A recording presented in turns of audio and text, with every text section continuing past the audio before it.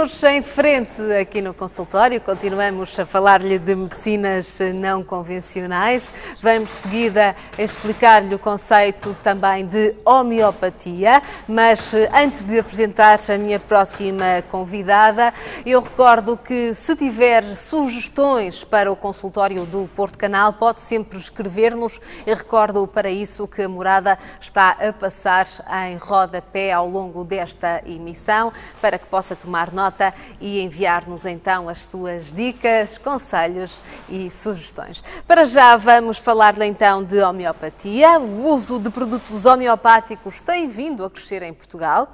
Estima-se que 3 milhões de pessoas consumam em algum momento ou já tenham tomado medicamentos homeopáticos. Alguns estudos indicam que as más experiências com a medicina convencional estão na origem da procura destas medicinas alternativas. Para nos falar sobre este tema, tem comigo a doutora Ana Moreira, médica de Clínica Geral. Muito boa tarde, doutora. Boa tarde. Bem-vinda ao consultório do Porto Canal.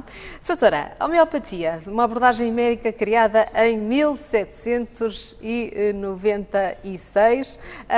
Como é que se define e afinal, o que é? Qual é o conceito da homeopatia?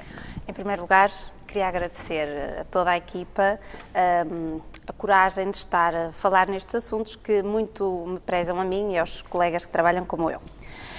Portanto, nós podemos definir a homeopatia como uma concepção terapêutica descrita, como disse muito bem, cerca de 200 anos atrás, por um médico franco-alemão, Samuel Hahnemann, em que nós damos aos doentes medicamentos, chamados medicamentos homeopáticos, que essencialmente estimulam os processos de autorregulação do próprio organismo.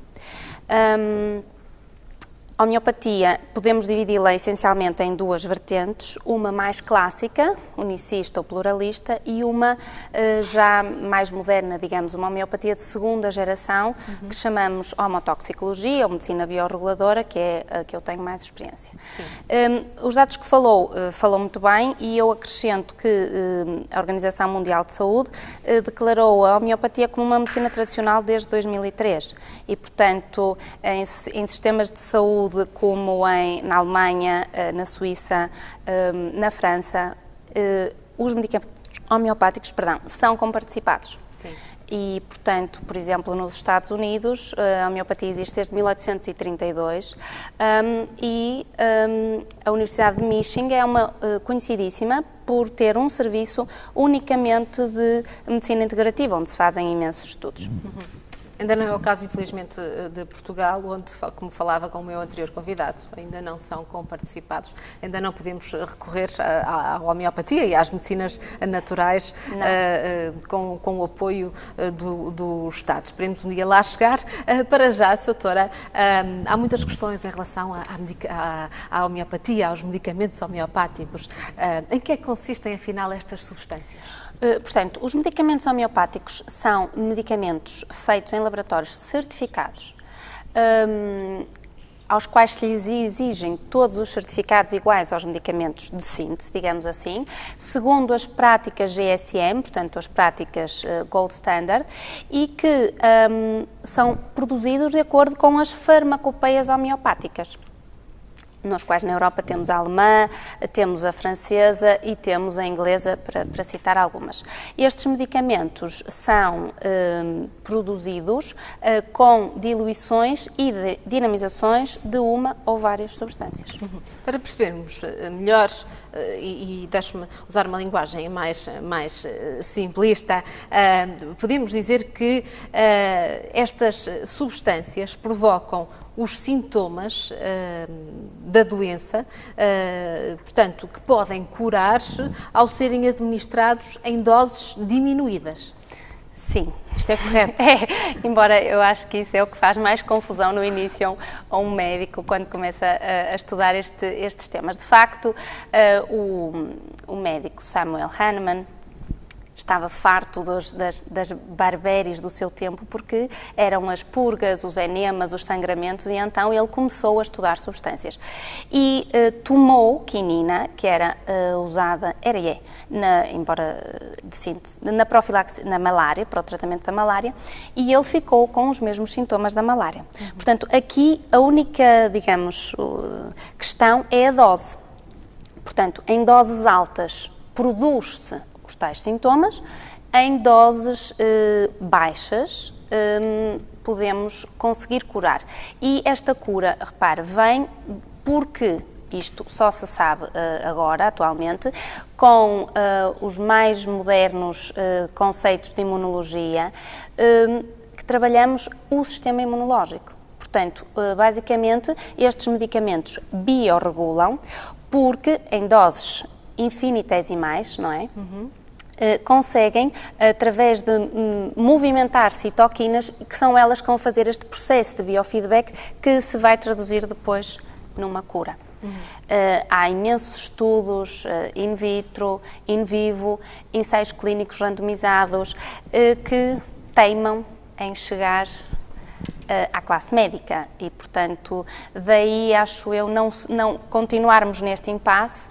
Sim. Porque não chegam e porque também há um desconhecimento da classe médica, convencionalmente falando, acerca dos mecanismos imunológicos de atuação destes medicamentos. Repare, todos os livros de imunologia moderna contêm os mecanismos de atuação destes medicamentos com a explicação, nomeadamente em termos das citoquinas, como eu já expliquei, facilmente interpretáveis por um profissional de saúde. De facto, como disse, doutora, apesar da Organização Mundial de Saúde ter reconhecido a homeopatia, a comunidade científica teima em não se deixar convencer pelos argumentos que acabou aqui de nos deixar. E falam, a comunidade científica fala em efeito placebo.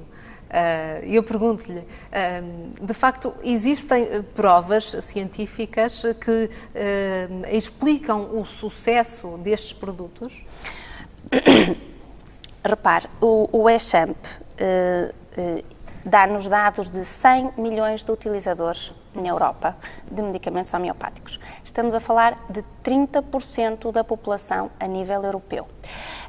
Além disso, estamos a falar de medicamentos com 200 anos de história, portanto, com toda a eficácia comprovada e com os efeitos terapêuticos comprovados e baixos efeitos, poucos ou nenhuns, digamos assim, efeitos secundários.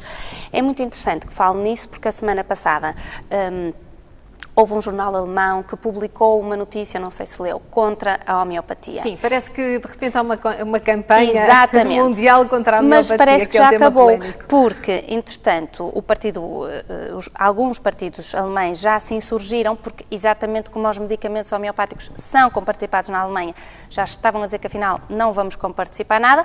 Acontece que um porta-voz de uma companhia de seguros, que é a maior companhia de seguros alemã, que detém mais ou menos 90% da população, veio falar, no fundo, a favor da homeopatia, dizendo que estes indivíduos são indivíduos, na globalidade, que se preocupam mais com a sua saúde, com um estilo de vida mais saudável.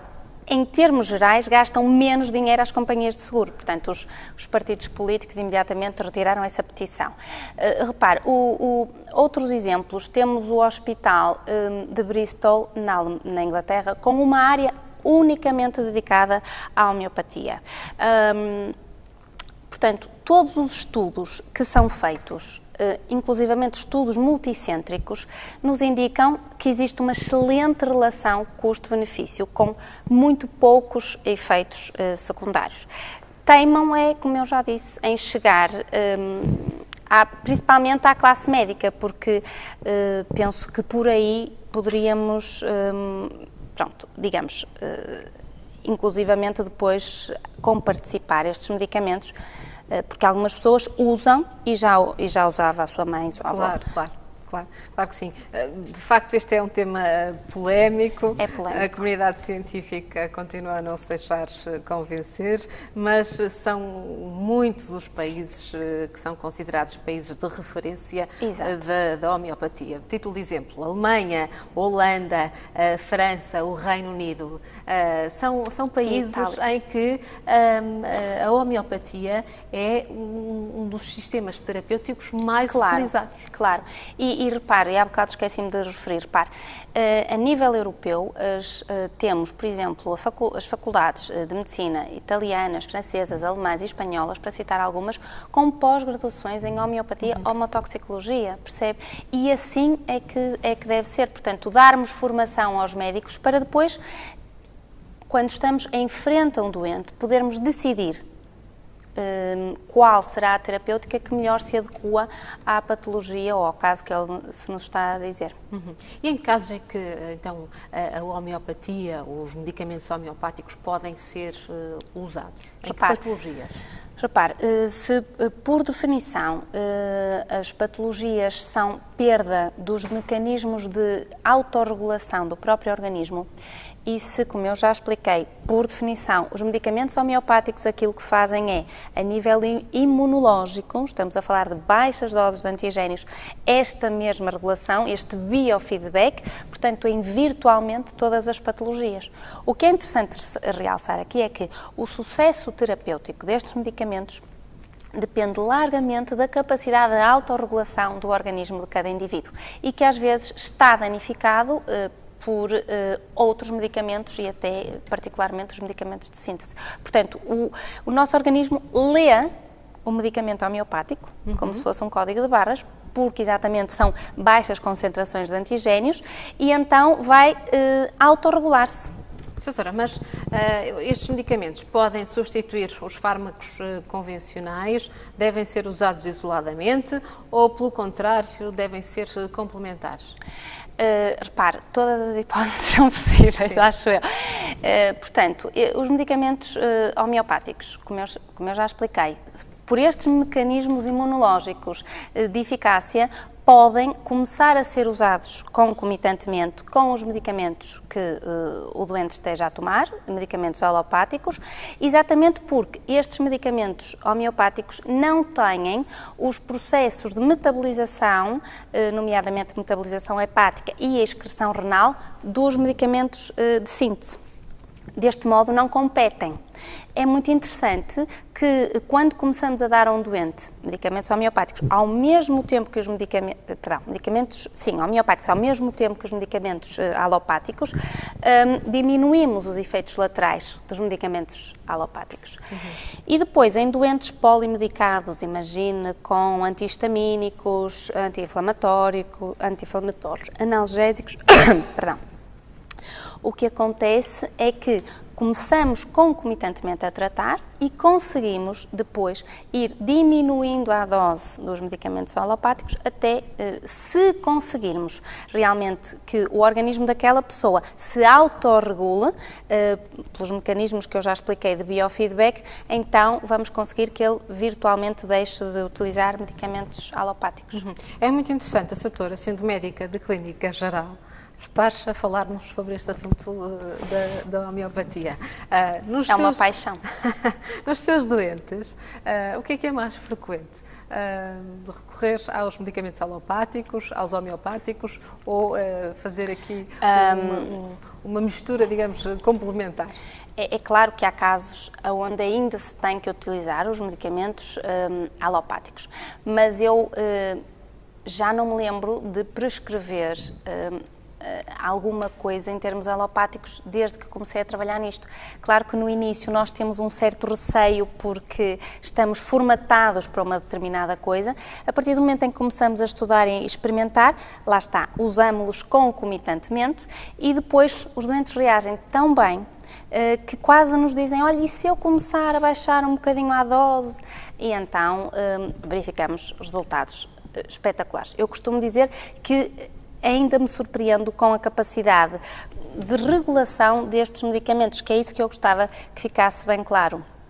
Portanto, o que foi descrito há 200 anos só começou a ser interpretado há cerca de 15 anos atrás, quando a imunologia começou a ter capacidade, nomeadamente técnicas laboratoriais complexas, como a citometria de fluxo, começaram a ter capacidade de saber o que é que acontecia no interior do organismo quando tomávamos um medicamento destes. Porque antes de 15 anos, não tínhamos nem meios científicos para perceber o porquê. Doutora, no entanto,